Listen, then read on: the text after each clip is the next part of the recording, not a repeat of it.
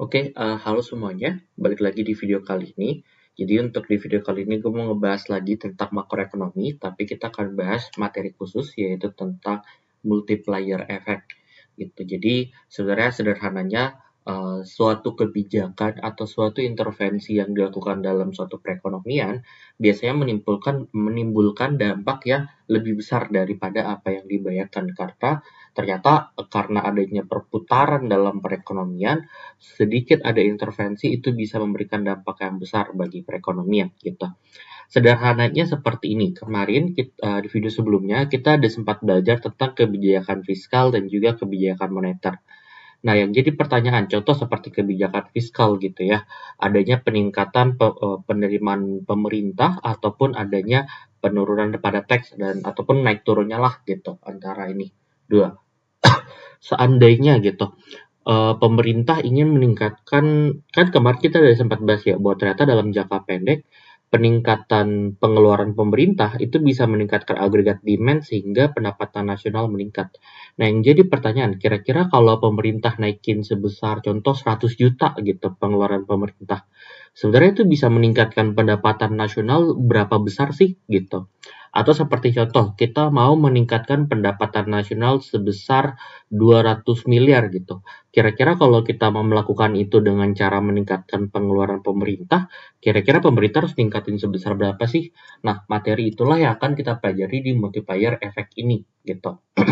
Jadi, sebagai pengantar gitu, sebelumnya kita udah belajar bahwa ternyata pendapatan nasional itu tuh bisa diukur dengan metode pengeluaran gitu ya, di mana Y sama dengan C plus I plus G plus ekspor kurang impor gitu ya.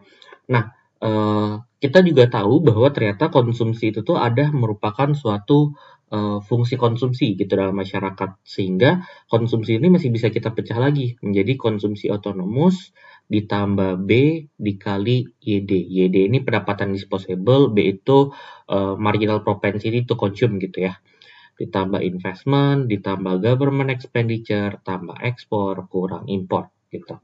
Oke. Nah,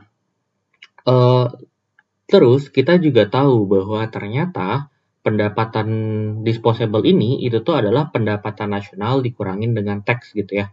Ditambah investment, ditambah government expenditure, tambah ekspor, baru dikurangin impor.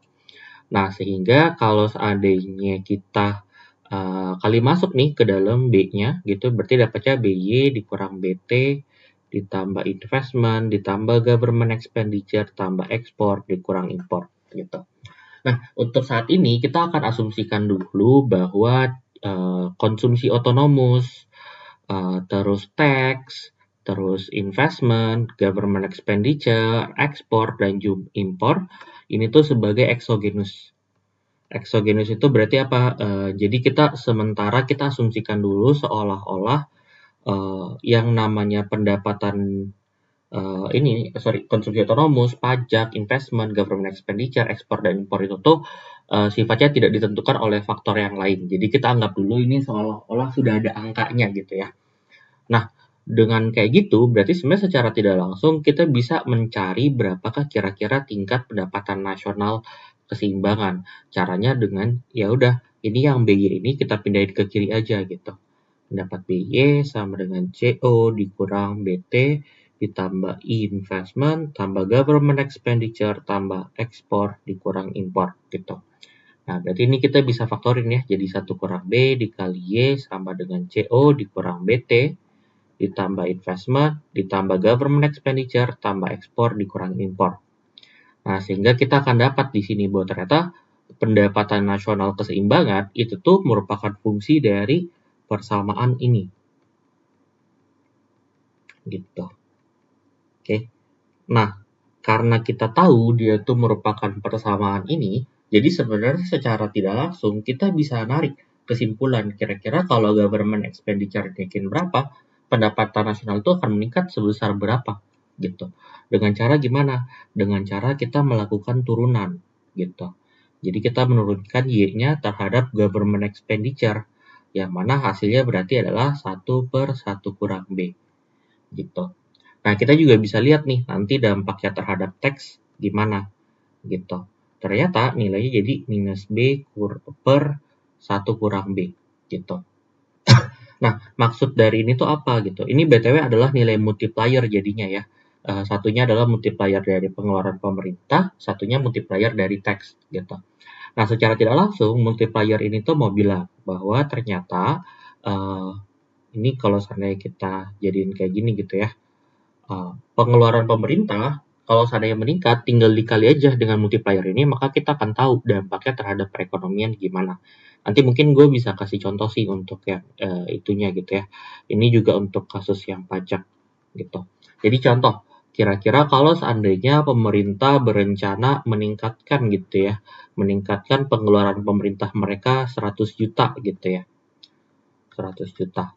Nah, apa sih dampaknya ke perekonomian gitu? Nah, tinggal dicek aja. Jadi, delta Y sama dengan 1/1 kurang MPC. MPC. Nah, kita harus lihat nih kira-kira kondisi perekonomiannya gimana, MPC-nya sebesar berapa. Contoh kalau MPC-nya adalah 0,75 gitu ya. Berarti ini 1 dikurang 0,75 dikali 100 juta. Nah, berarti jadinya 1/0,25 dikali 100 juta. Ini berarti jadinya 4 dikali 100 juta. Jadi hasilnya adalah 400 juta. Nah, berarti secara tidak langsung kita bisa tahu bahwa ternyata ketika pemerintah meningkatkan pengeluaran pemerintah mereka sebesar 100 juta, maka peningkatan pendapatan nasional itu bukan sebesar 100 juta juga, tapi justru naik bisa sampai 400 juta gitu. Nah, terus dampak dari tax gimana? Contoh, kalau seandainya pemerintah berencana meningkatkan pajak juga nih, naikin pajaknya sebesar 100 juta gitu, sama aja ya. Kita bikin sama aja contohnya.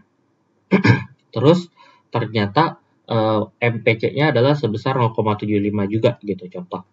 Maka ya udah nih, kita bisa cari juga delta I-nya berapa. Pakai rumus aja, minus B 0,75 gitu ya, per 1 kurang 0,75 dikali 100 juta. Berarti dapatnya minus 0,75 per 0,25 dikali 100 juta. Nah, jadi kalau disederhanakan jadinya minus 3 dikali 100 juta. Sehingga hasilnya adalah minus 300 juta. Berarti dalam kondisi ini kita tahu bahwa ternyata ketika pemerintah meningkatkan pajak sebesar 100 juta, dampaknya adalah pendapatan nasional tidak turun 1 juta, tapi bahkan bisa turun sampai 300 juta gitu. Nah, ada satu kondisi di mana sebenarnya seringkali pemerintah itu tuh melakukan yang namanya balance budget. Balance budget policy gitu. Dalam artian maksudnya adalah pemerintah meningkatkan government expenditure-nya, tapi naikin juga nih tax-nya di waktu yang bersamaan. Jadi contoh kalau seandainya mereka sama-sama naikin sebesar 100 juta. Jadi pengeluaran pemerintah naik 100 juta, tapi sebagai gantinya juga pajak naik 100 juta. Nah, dampaknya gimana sih terhadap perekonomian gitu? Nah, kalau kita menghadapi case kayak gini, sebenarnya cara sederhananya adalah tinggal digabungin aja dua persamaan tadi. Jadi sekarang delta Y itu tuh merupakan efek dari si peningkatan pengeluaran, tapi ada penurunan juga yang disebabkan oleh adanya peningkatan pada pajak gitu. Jadi seperti kayak gini. Oke. Nah, sehingga sebenarnya kalau ini karena delta G sama delta T itu sama, berarti bisa kita faktorin ya. Contoh kita jadi delta G aja. Nah, berarti kan jadinya 1/1 kurang B dikurang B per 1 kurang B gitu ya. Sehingga persamaannya yang di atas itu menjadinya 1 kurang B per 1 kurang B gitu ya. Dikali delta G. Nah, sehingga dapatlah 1 dikali delta G. Nah, 1 inilah yang kita sebut sebagai balance budget multiplier.